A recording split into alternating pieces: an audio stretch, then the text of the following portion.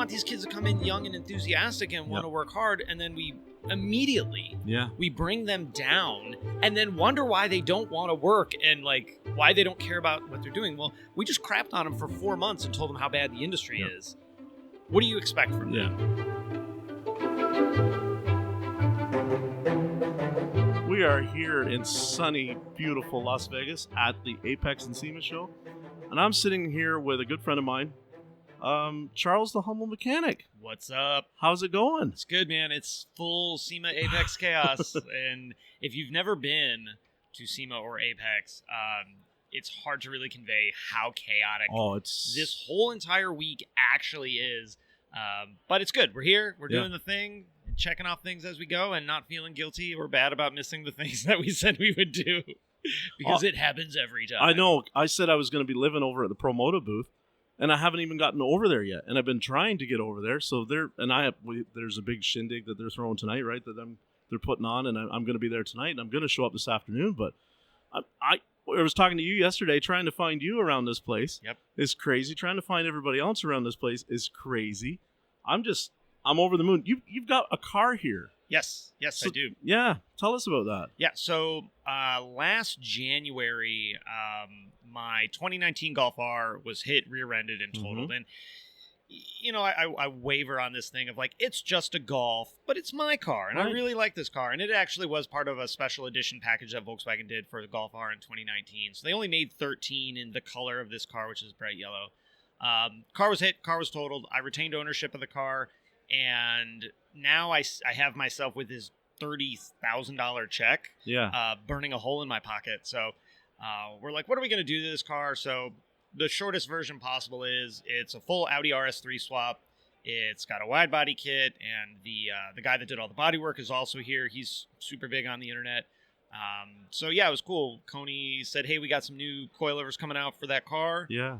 Do you want to put them on your car? I was like, yeah, they're yellow, so they match, which I like to believe with my whole chest that they did that for me specifically. I believe it, 100%. There's no other reason why.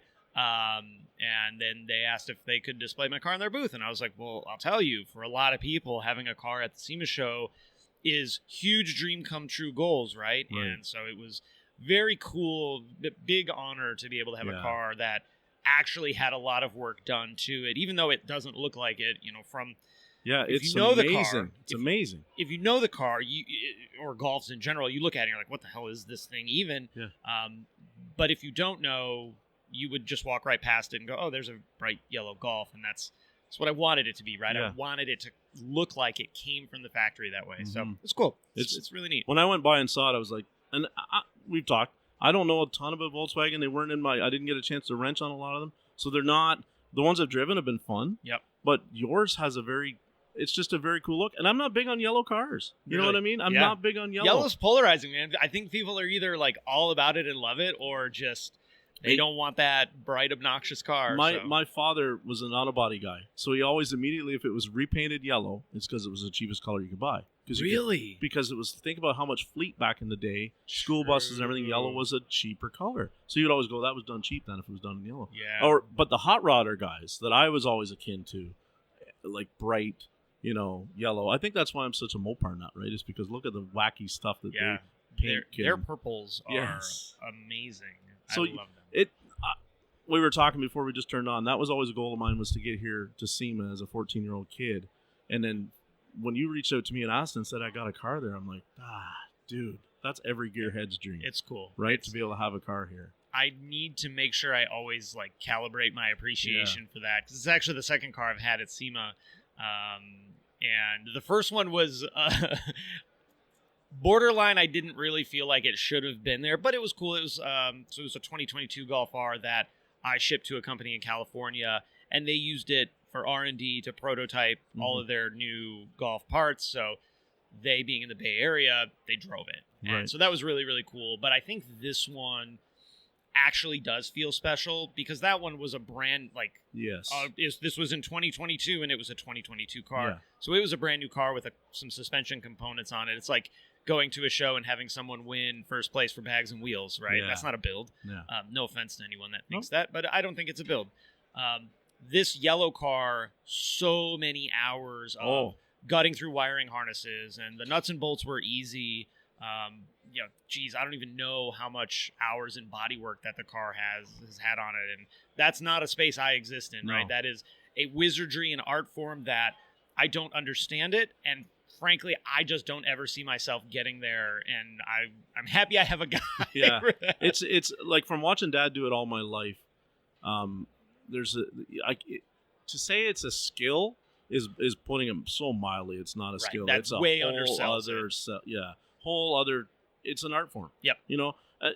It just the things I can remember him doing now, and then when I try to replicate it later in life to just make something passable for his safety, I'm just like, Dad, how did you do this? Right. And of course, I can't. He's been long gone, but I try to remember. There's no muscle memory there. It didn't bleed into my genes. I just wish it had.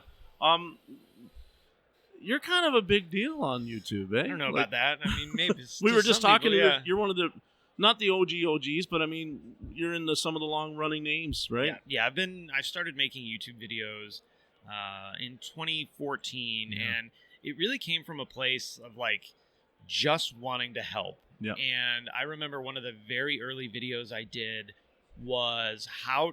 It sounds so silly that this has to be a thing, but keep in mind, I exist in the German car world, and I think that it would be a really easy thing to convince everyone that a lot of things in the German car world feel very over-engineered. Yes. Right? Like, it doesn't need to be that hard, One of the things, and this, the kind of 2000 vintage of Volkswagen and Audi as well, was the way the jack worked. So rather than being a traditional jack that you would slide under the car, I'm thinking of like a crank jack a Honda Civic would have. Yeah. Yep. This one, it sort of pivots like Jaws, right? And I'm showing Jeff what it looks like, but none of y'all can see this.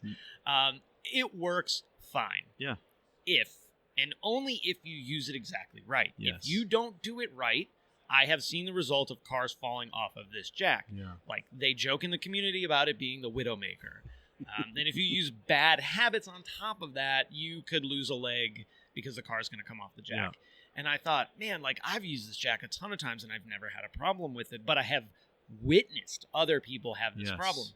So what I'm going to do is I'm going to make a video on how to use it properly. And this, Jeff, was so long ago that I filmed it with my iPhone 3GS with no audio at all. And this was even before, like, it was a common thing where you could jump on Amazon and buy a tripod adapter for your phone. So it's my wife holding my iPhone, sitting on a tripod because we had nothing to mount it with, and me yelling on how to use this jack. And this was a time where I had no idea how to edit a video. I mean, I could hit record on my iPhone, so that was really easy. I didn't know how to do any of this stuff, so it was all a learning curve for me. And so anyway, I make the video, I post it, and I just forget about it. Yeah. Man, it was like 2 weeks later, I get this email, and it was, oh my God, thank you so much. I would have never figured out how to use this jack if I hadn't saw that video. And I was like, oh, that's really awesome. Like, that's so cool that I was able to help someone. So I go to the video, and it's got like 25,000 views of a video that, like, I didn't have any subscribers at all, right? I'm like, geez, like, that's huge. Yeah. So, that sort of kind of showed me that there would be a path to these things that I know I now have an opportunity to share with people that maybe it'll be helpful for them. Maybe it won't. But it's cool. Like, why wouldn't I do that, at least to try? So when I was listening to you this morning on one of your videos, the way it flows, the way the editing kind of feels, it feels very kind of like 1990s, 2000s, like hot rod TV kind of stuff. The sound quality seems to be there, like the way you put your sentence, all that kind of stuff. And I'm thinking, I grew up on that dynamic, right? That's why guys like Stacey David and everything, that's what got me into this. Who was your influences like that before?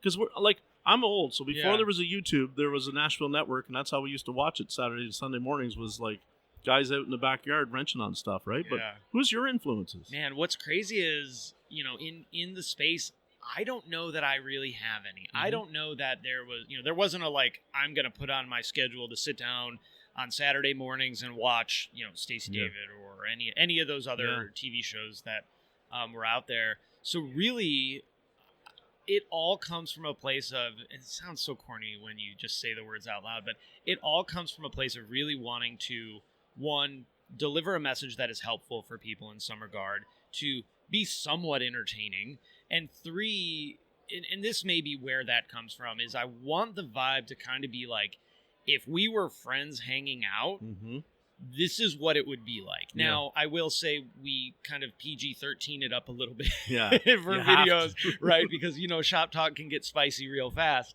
And I spent the majority of my career in a shop. So I never wanted like a dad to have to send his kid out of the room before putting on one of my videos or whatever. Very good point. Yeah, man, I wish I had like some pedestal level person that I could look to and say, this is who I would want to emulate myself as. But I really don't. And I think that's probably good, because then what I also wouldn't want to do is just become like the Temu version of that really good, really polished, well put together thing. But thank you for that compliment. I really appreciate that. So how did you gravitate towards the Volkswagen European kind of because was that something that your family had, or no? Couple of things. So one, I think for the most part, everyone has a VW story of some sort. And I think that's really cool. Like, I think that lends a lot to the heritage of the brand, and everybody's aunt had a Beetle that they drove to high school, or a Mark I Golf or whatever. For me, it was not really that, even though I also have that story, right? My grandparents had a bus and they drove the family around the whole country. That kind of common story about having a bus. But so I, in 2022, went to tech school. I went to UTI. Happy to talk about that, because that seems to be a pretty polarizing situation. But listen, for me, it was the right choice. Right. I got a lot out of it, and I went in not knowing a whole lot about cars. I also worked really hard to make sure that I capitalized on all of my time there. Yeah. At the time, once you finish the core automotive program, you could sign up for manufacturer-specific training, and it came with some benefits that, in my head, you were a fool if you didn't take advantage of. Like, they paid back $15,000 of student loans. They gave you, X $1,000 worth of free tools.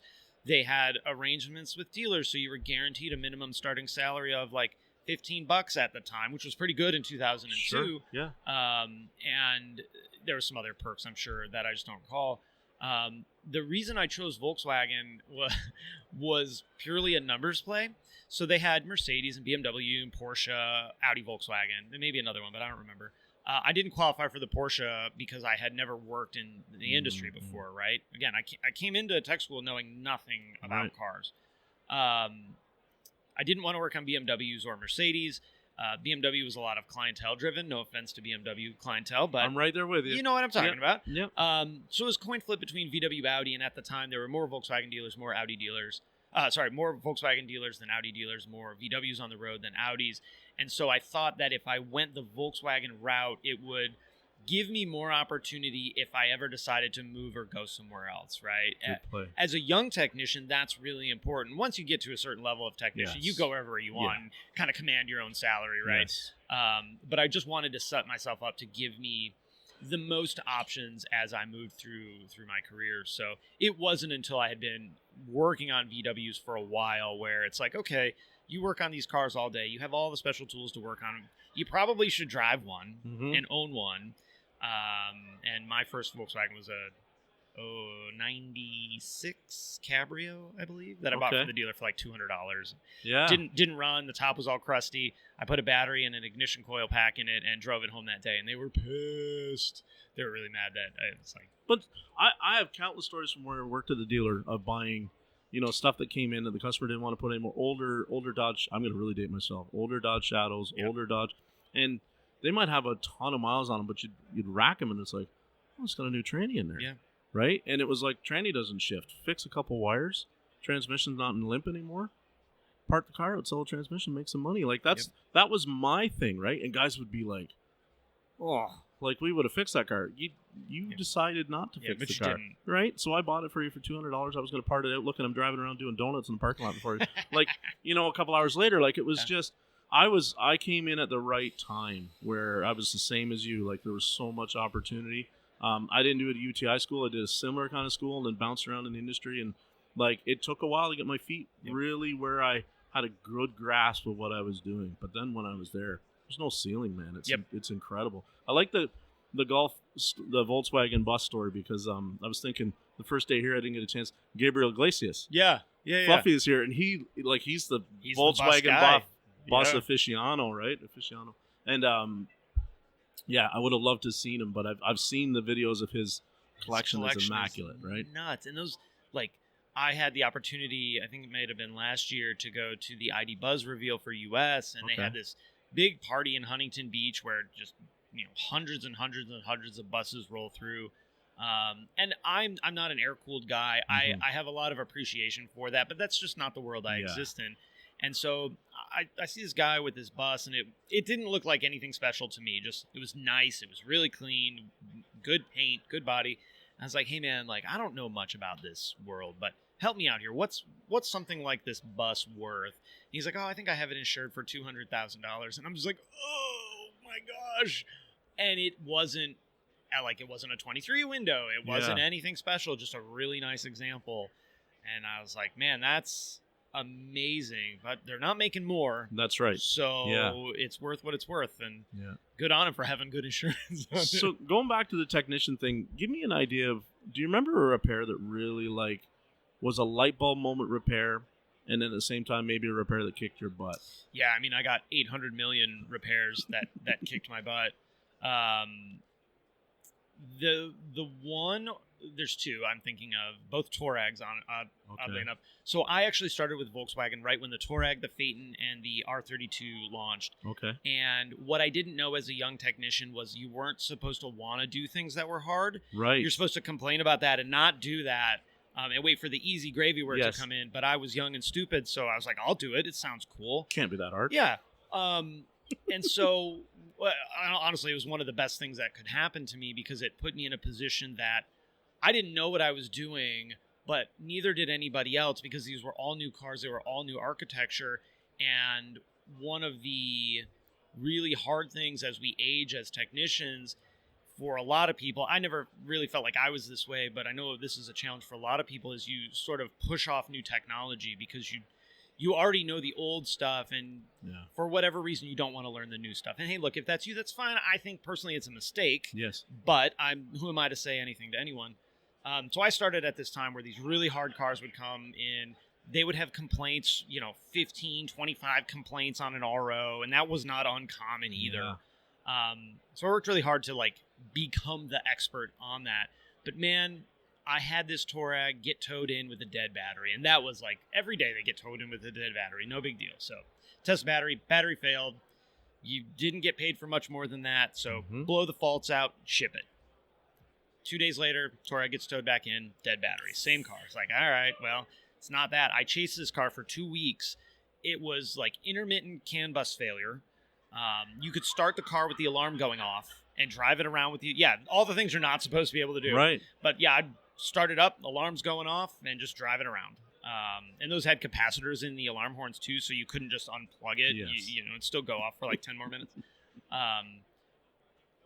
This was the first really hard diagnosis that I had. That was truly hard, not because I was learning how to do it, because it was a really weird intermittent problem, because sometimes the car was fine.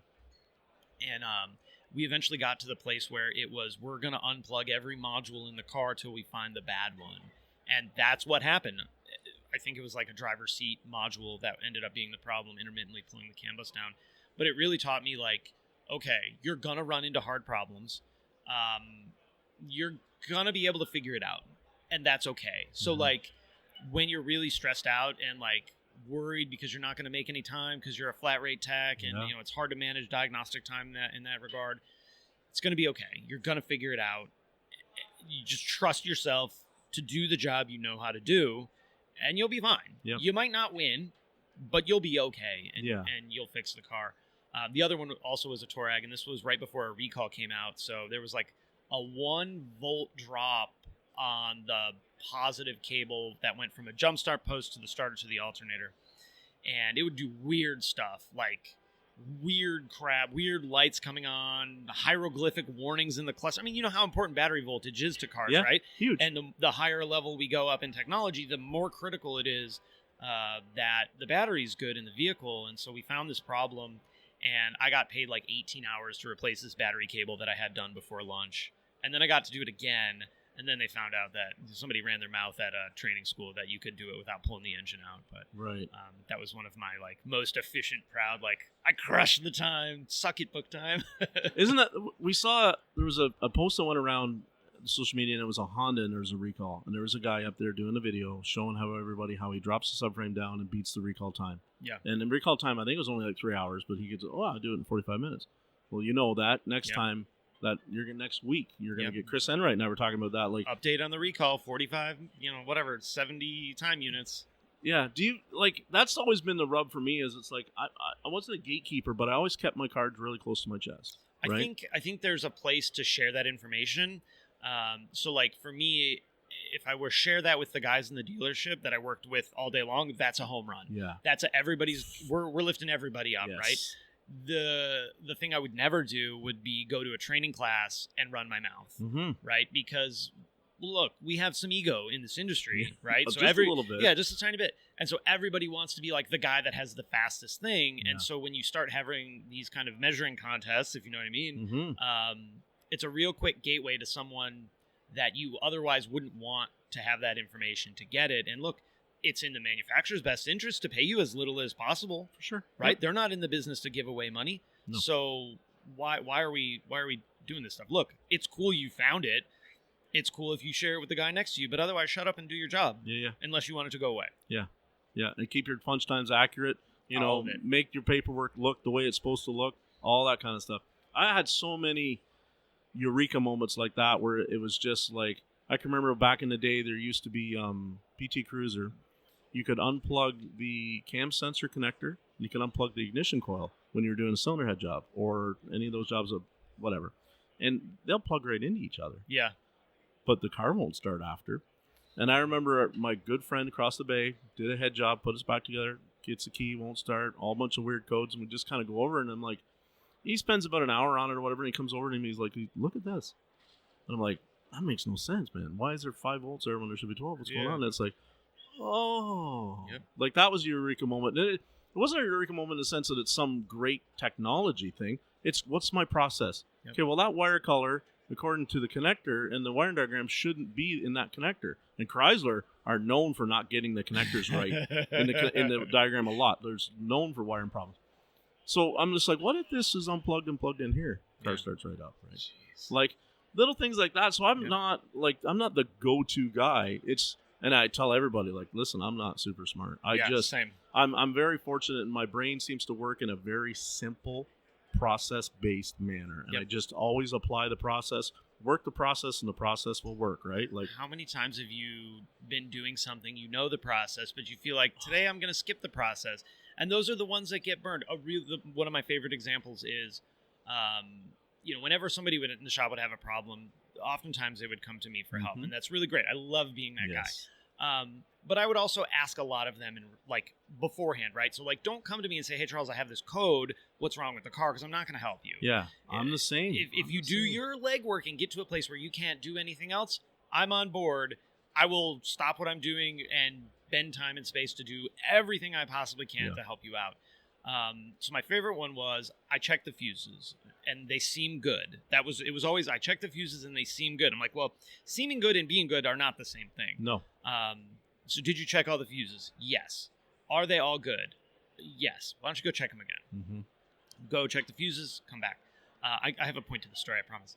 I hope anyway. So come back. I checked all the fuses. They're good. My next question is always, are they all there? Yeah. Right? Because to me, checking to be sure the fuses are there is part of checking the fuses. Sure. So it's easy to skip that step. And now you spent 3 hours trying to diagnose a car that my guy that does it cheaper pulled fuses to take them out and look at them and put one back in the wrong hole. Do you know how many guys that do mobile diag and programming and all that kind of stuff, they get cars from the auction and it's just a missing fuse? Yep. My friend Matthew Scunders talks about the time. He's like, if I had all the money back that some shop has paid me to install a missing fuse, not a burnt fuse, but a missing fuse, he said I'd be out $1 million. Yeah. I've done that. And the frustrating part of that is that fuse that's missing might not even tell you that it's for that function. Nope. But if you break out the wiring diagram, it feeds one leg of whatever it is you're trying to do. Yep. And you can't, this is another thing I run into with guys, like, I checked the fuse for that circuit, like, that's cool, but do you know if another fuse might have some influence on the system you're having a problem with? And look, if you don't, to me, it's easier just to check them all.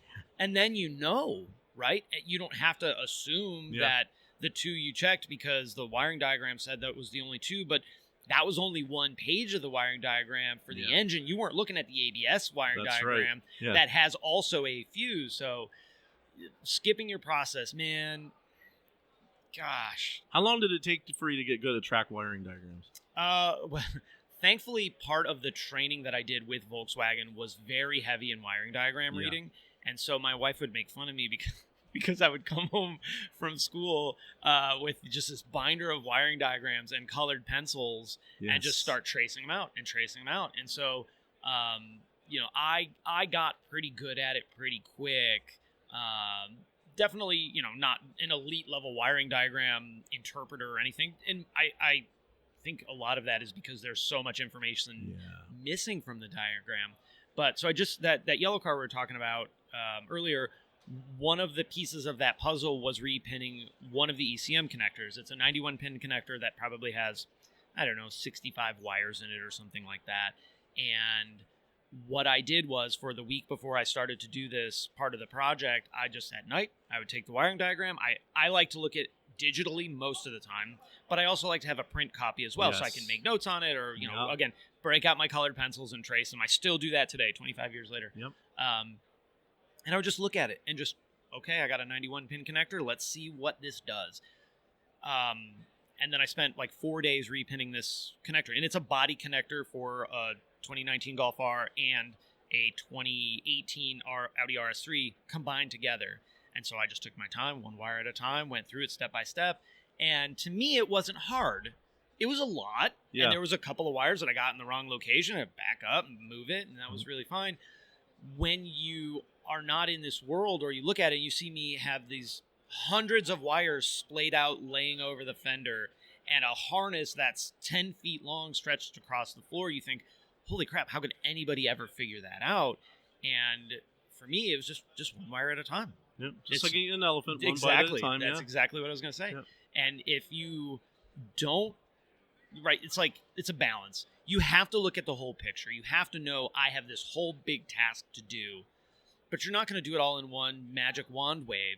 So you just break it down and go one thing at a time. And for diagnostics, for something crazy like a wiring swap like that, whatever it is, and you just make your check and you go on to the next thing. And you make your check and you go on to the next thing. And then after about 5 things, you kind of go back and go, okay, did it? Did I really do it? I wrote down my reading right.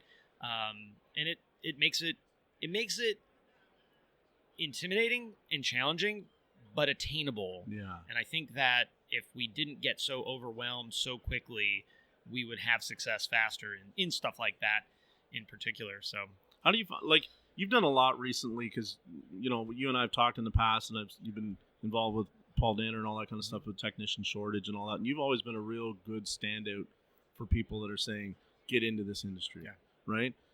I think we have a real responsibility right now to address that problem head on, that there's such a shortage, and to not be, because even the name of this, Jaded Mechanic, and everybody thinks I can be negative, but it's a situation I want people to know that it's like, this is still, I could never have done anything else. The Lord tried to push me in a different direction and they wouldn't have me. So, I'm back here doing this. So, and it's like, this is a wonderful career to pick, but I just want people to be going in with eyes open. Not being sold that it's like, well, this guy on the internet said that it takes only this long to do. I want everybody to know the reality of what you're going to face when you get in there. That's the biggest thing. And to make it so that the people that are listening are addressing the fact that what you and I went through coming up, it might have worked for us. But it's obviously not working for as many. It's different. And let's maybe just try a couple different things, changing going forward. You've done some amazing tool giveaways for the young people. Like, I want to get to a point where one day where I can do that. Yeah, the cool thing is everybody will always take free stuff, so it makes it easy. But listen, like it's so crazy, right? And you having been a dealer guy, maybe you can understand this too. If you've never been a dealership focused person, this might not resonate as well. I went to UTI. That's a polarizing situation. I had a great experience. I worked on German cars. That's a polarizing thing. Yeah. I had a great experience. I worked at a dealership. Polarizing thing. I had a great experience. So to me, these experiences are there because I had them. Yeah. Right? So if I had them, and look, there's nothing special about me. I'm not smarter than anybody. I'm not better at anything than anybody. In fact, I feel like if I can do this, you should be able to do this easier than I can do this because I'm kind of stupid. But at the dealer, you're told this story. You're told you're not a mechanic, you're a technician, right? I use those terms 100% interchangeably. All the to time. me, there's no difference in it. It's you fix broken cars. Yep. But you're told that when you're at the dealer, you're the best. You're the most elite. No one else can do what you do. And you believe that because what you see is cars that come from independent shops or other dealers that are just hacked to pieces, right? Yeah. The Walmart oil changes, Yes. for example, right? The duct tape on the filter or whatever. So you've inflated your ego to 3,700. But I say you, I'm talking about myself here. Sure. When you actually take those dealership blinders off and see how big the automotive industry is and really how small fry you actually are. I used to consider myself a very good Volkswagen technician. Probably would have said I'm a great Volkswagen technician for a good chunk of my career, right? Mm-hmm. And I had all the awards and accolades and cool guy stuff to back it up, all the certifications and all that other stuff. Yeah. When I finally opened up my eyes to the automotive industry as a whole, I was hit with about 3 harsh realities. One, I'm not nearly as good as I thought I was. Not even close. Borderline, a lot of people would probably have just called me a parts changer. Some of that's a product of being at the dealership, and you just see pattern failures 100%. All day long. So, yep. I'm not going to ever beat myself up about that. 2, my experience at the dealer that I worked at was very unique and very different because our worst problem was it took 3 more minutes to get your parts than it should have. Or the AC was set to 74 instead of 72. Jeff, that's real. Like, there would be mutiny over 2 degrees of air conditioning in the shop. And you've been around long enough to know, like, bro, if that's your biggest problem, you are in a utopia. Yeah. There's a third thing, but I kind of forgot what it was at this point. But yeah, like, I had such a great experience. So I'm back on track. So the fact that I had that means someone else could. And if we're not being honest with guys and girls coming up in the industry that there are places that are really bad that you don't want to work at. End of conversation. That exists. But there are also, and I like to believe today we are on a path better than ever to have more good shops that do care about their apprentices, that are taking care of them, that really want to grow you as a young technician into the whatever it is you want to be, advisor, manager, whatever, elite technician. I think we're in a better place now than we ever been, but there's endless, literally, I mean, look around here. Did you ever think that you could do a job that pick one person here, they have a whole job that they do in the automotive industry. It's not just fixing broken cars. No. It's not just selling parts. It's top to bottom, whatever you want to do, you can do it, and you can make a great living at it. And it goes back to me for the culture, right? Like I can't sit here and say that dealerships are all terrible and they're the devil. And I can't sit there and say that all independent shops, because I've worked them both. The dealer I had in Ottawa was really good. Yep. Like, I mean, there was lots of opportunity. I could become a really good technician. Money was good. And then I went to another dealer where I was not treated properly. Yep. You know what I mean? So I can't sit here and say, oh, dealers are this and that. It's wherever you land and whatever you put into something is what you're going to get back out of it, right? If you go in with that negative headspace all the time, you know, I had jobs that kick my butt, and you're going back in, you're like, oh, that thing is still sitting there waiting for me. But if you just put your blinders down, put your good music on, you know, get in there, go back to the wiring diagram, go back to the problem, troubleshooting, whatever, you're going to get through it, just like you said. And then it makes you better. That's when you're really, truly investing in yourself, because it's not about, like, if you're like me, I want to be able to put my chest out and go, I'm the go-to guy right here. Does that necessarily financially always be the best path? No. But it's, you do it because you take pride in what you're doing. And, you know, it's the same. Like, I'm so blessed that I was given opportunities, that I was thrown in the deep end of the pool, and it's like, here's a scan tool. go over and figure out how to make that recall, do that software update. Yep. Okay. How to just follow the instructions on the page. Look at I uploaded, I flashed a module. Didn't even know what that meant. I just followed the instructions, right? And then it just goes on and on and on and on and on until you're like, why is the transmission not shift? Why is the check engine light keep going? Why does the battery go dead? And just apply it. We are so fortunate now. The information has come so far, so fast that I say every answer you ever want is out there. You just have to put the work in to find it. Well, when we talk about how much more complicated cars are today, and no, I don't think anybody can disagree with that. I think you're a fool if you do, within reason. But what comes along with that is the expansion of what we can actually do while sitting in the driver's seat looking at a scan tool, right? Yes, there are infinite more sensors and modules and doodads and doohickeys in these cars, but that gives us access that you never had. You in 1984, you couldn't plug a computer in and it doesn't tell you what's wrong. It doesn't do that today, but you can sit in the driver's seat and just scroll through. You couldn't do that in 1984. Counting flashes on a bulb, right? I'm so thankful that I don't have to try because I would have screwed that up 100 times over. Was that 3? Was that 4? Was that a long flash? Was that a short flash?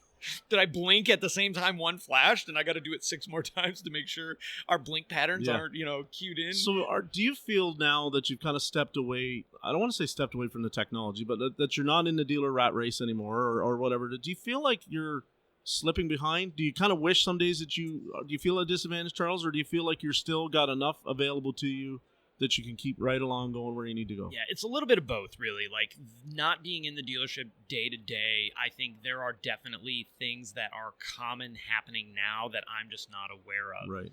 The flip side is one of the biggest challenges I had at the dealer was staying up to date with the information because it's coming out so fast. And you're in the day-to-day grind. Get the oil change done. Get the timing belt done. There's a waiter. Do the tires. You got brakes on this one. This car doesn't start. Right? So the day goes by in a snap, and that happens 5, 6, 7 days in a row. Now it's 12 days in a row, and you haven't checked tech bulletins or anything. Yeah. And so now I don't have to do the rat race. I can take a step back and make sure that I'm looking at bulletins every day or every other day and try. So while yes, I do feel there are parts of me not being in the building day to day is a disadvantage from a technology standpoint, I now have more freedom and opportunity to stay up to date with what's happening and continue to challenge myself to learn and get better and not, feel the pressure of flat rate crushing down on me while I'm sitting trying to learn how a system works, right? There's nothing worse than trying to diagnose a system as you're learning how the system works. And that's what happened at the dealership. You phone up engineering, and they're like, "Gee, we haven't had this come in for one yet." I would always get, "This is not supposed to do that." I'm like, "Well, yeah, but it is. It can't do that." I'm like, "It can. Yeah. Here's the video, buddy." Yeah. What do you think, Charles, about when we all have a platform now, and we all are a lot of us in this genre are content creators. Yep. Do you feel it's okay for somebody, and I don't want to say like, be smart. If you're working at a particular place and you want to gripe about where you work, take the uniform shirt off. Yeah. Right? But do you feel that is a negative that they shouldn't be doing, or do you think it's helping? I think it's both. So I started doing this at a time where not a lot of people were doing it. Right. And it was like, if you tell someone today that you're a content creator, you're a podcaster, or, you make YouTube videos, nobody really bats an eye. Maybe they look at you a little weird because you're an adult and not, doing a Minecraft channel like you're 13. Yeah. Or I usually tell people I just screw off on the internet all day, and that gets weird looks, and then they don't ask anymore about it. But when I started doing it, it was taboo, right? Like, I got in trouble a handful of times for filming at the dealership, and I was asked not to do it. And like, look, it's not my building, so I have to be as respectful as I can. I did a lot of it anyway. It's situational to me, right? Okay. Case by case. There are some folks out there that are creating awesome content that if they worked for me in my building, I would be like, oh my God, this is a blessing. Thank you. Yeah. This is cool. There's a lot of people that are real dumb about it. And then they're wondering why they got fired. And like, bro, I would have fired you too. Yeah. Right? Like, so you have to be careful. I think it's good overall, right? Like, I exist in this space. I think it's great. I think it's great that we have not only the opportunity to share kind of our story and what we do, but we have the opportunity to win customers and help each other out. Yeah. Like, hey, everyone that works on Mopar stuff, I found this. Yep. Put it in your saved folder in case you run into it. Like, that's how I first found that Volkswagen 2-liter turbos were causing system lean faults with an oil leak, right? I saw it on one of the tech forums. I was like, holy crap, dude. And 3 days later, we get one rolling in the shop. One of the guys was getting his butt kicked, and I walked over. I'm like, hey, man, this is wild. But check this. And he's like, yep, sure enough, pouring out of the rear main seal. Yeah. So I think it's good. I think you just really have to be smart. I think if you, as a content creator, treat this as you would treat it if it was your name on the building, that's probably a pretty good guiding light. Yeah. Yeah. Don't use the service bays to stage wrestling matches and all that kind of stuff. Or do it, because I like watching that stuff. Just don't be surprised if you get fired. But if they call you in Monday morning and go, like, hey, congrats on 20,000 hits, but here's a pink slip. We can't really do that. Just be smart about it. I think, and I did it without permission, and that's fine, but you better be able to deal with the consequences, right? It's the equivalent of going to your boss for a raise and saying, if you don't, I will. If you're not prepared for the I will, you better keep your mouth shut and not go in the office in the first place. So going forward, what do you think?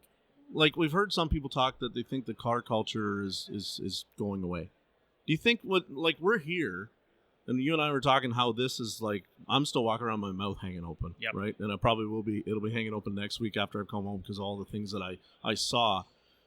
The young people are still into cars, right? I think so. But it's just a different way now. Like they're I don't want to say it's all the tuning market is what it was 10 years ago, 15 years ago, because we know that that's not quite the same, right? The cars are what kids are getting really turned on by is different. Yep. But I don't think the young people are losing interest in this at all. I just think that they're embracing the technology and doing different things with it. It's 100% they're doing different things. And like the way we do them is very different, right? We were talking about reading magazines earlier. That's how you consumed card content. Now all you got to do is whip your phone out and scroll through. And like, look, it's like having a kid, right? We look at our children and we think, I want them to have all the opportunities that I didn't even know I didn't have until many years after. But then we, on the same hand, look at them and go, you don't know how good you have it, right? If I would have done that when I was a kid, I would have got my butt beat or whatever, right? But like, we created that environment for them where that's not a thing they have to worry about. So it's important for us as sort of elders in the car world. I hate it, breaking my heart to say that. Maybe mid elders, maybe we'll go that route, to make sure that like we let them do their thing as a community, right? Don't tear them down. I think tilty wheels are real stupid. I think 20 degrees of negative camber is dumb. Yeah. I think it looks dumb. I can't imagine how horrible the car drives, but that's okay. I don't need to like it. But I also don't need to crap on it. And really, it's kind of like when you have a young apprentice come in the shop and you got the old guy that's barking at him how bad the industry is, and you won't be this excited in a year because I've been dealing with this. It's like we want these kids to come in young and enthusiastic and want to work hard, and then we immediately we bring them down and then wonder why they don't want to work and like why they don't care about what they're doing. Well, we just crapped on them for 4 months and told them how bad the industry is. What do you expect from them? You told them that like they started in the quick lube and that it only gets worse from here. What message does that send to them? It's the complete opposite of the reality. You know what I mean? I think so. It's if we can get them enthused about, and that's where so much of the mentorship I think needs to. That's the biggest key. I think if we can unlock this shortage thing, is we get the mentorship figured out. And that means it's like, listen, I know that you hate doing 20 oil changes in a day, but if I got a second, I want to come over here and show you something really cool that we're doing. And then that's going to fire their light bulbs off to be like, wow, man, I can get out of the quick lube and I can get into what Charles is doing. They are there for a reason, right? You didn't go to their house and remove them from their bed and drag them into an oil change bay to change oil. They came there for a reason. I genuinely feel like it's up to us as leaders and mentors in the automotive industry to figure out as best we can what that reason is and try and cultivate whatever we can around that for them. And now you're thinking like, nobody ever did that for me. You're right. 100% you're right. But you know what? Maybe you would be way better off had somebody done that. Maybe not. I don't know. I don't have the answers for this. But what I do know is if we just crap on them and bring them down all the time, they're going to be the grumpy old man at 26 instead of 52. And where does that leave our industry, right? Do you want that to be your legacy as you get out of the industry and pass the torch to the next generation? I sure as heck don't. No. It's a daily grind for me to remember that I have to be like, part of the way I am, and everybody takes it as I'm always talking about the negative, but I'm not. It's just a situation of keeping the perspectives balanced. Yep. What's going forward, what's your goal still? Because I'm sure you still have some. Yeah, I have one of those goals that will never be achieved, right? So we kind of look at it as in achieving percentages. And my overall goal is I really want to make the automotive industry better for everyone. Right. I'll never get to a place where I can just hang my hat up and say, I did it. Yeah. I made it. Right? I'm the one that was responsible. That'll never happen. There always will be too many things to do. But if I can look back over my career and go, you know what? I helped people find their thing as technicians and be better and elevate the expectation they have of themselves. I think it's a victory. If I can show people that aren't in the industry, but they still have a car, right? That, hey, look, you've had some bad experiences, right? Everybody has a bad mechanic story. And if you don't, the person sitting next to you does. They have 3 of them. Yeah. And the whole reason I even started making videos is that wasn't what I saw every day. That was so different from my experience. But I want them to understand, most technicians in most spaces are not trying to rip you off. No. We really do want to help you get your car fixed, right? I have a really good friend named Bogey, and she put it to me this way. Yeah. You know Bogey. And she's like, this is what I tell my customers. Your car is broken. We don't need to argue about that, right? We have the same goal. You and I are on the same team. Yeah. My goal is to get your car fixed. Your goal is to get your car fixed. So if we're fighting with each other, how are we ever going to get this third party thing that is actually the enemy or whatever? How are we ever going to get that done? Yeah. We never will. But if we work together, we got a real shot at making it happen, right? Nobody gets up and oh, I can't wait to get my check engine light diagnosed. Cool, $250. Yeah. Nobody feels that way. And so I think part of the reason, a lot of people say you talk about the negative all the time is everything we deal is negative. Yeah. Everything. Something's broken, somebody's mad all the time. But if we just understand that, customers, we care about your car. We want to do a good job. We didn't leave that grease stain on your car on purpose. No. I promise you, it was an accident. We didn't break that thing on purpose. We didn't misdiagnose something on purpose, right? We're human, we make mistakes, and that's okay, but we genuinely care, and we really do want to do a good job for you and get you on your way and move on to the next thing. Yeah. I appreciate you, man. It's like I said, it's you have such a good enthusiasm. I've never seen you have, too much negative ever. Yeah, it's too easy to get sucked in that hole, man. Yeah. It really is. And that's why I was I was so blown away when you came up to me and asked and stopped me. You know what I mean? And to say, hey, dude, I love the podcast. Because, I don't know how many people that are already in the realm I'm reaching with it. You know what I mean? Or can collab. So when they come to me and they go, dude, I love this episode. I'm like, you listen to me. You know who I am. It's wild, isn't it? When somebody does that. And you get it, too. Yeah. But it's I still pinch myself and get goosebumps talking about it because it's this is so... I wouldn't do it for... I'm not getting rich doing it. If I never made a dime, I wouldn't care. I'd still be having the conversations. I'd still be trying to highlight and lift up people that really, I feel, lift me up, you know, and lift the industry. So the fact that it's people now put me on the same kind of classification of he's a content creator like me, I'm just no, man, I'm just...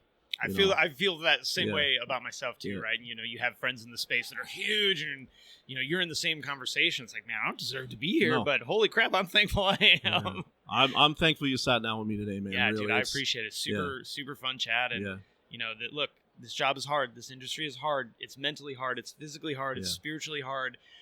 But it can be so rewarding. And this is what drives me probably more than anything from a car repair standpoint. Think about the fact that you know something that most people don't. Yeah. And knowing that allows you to be the hero for someone. And it's selfishly such an incredible high and something that I love. So I chase that feeling.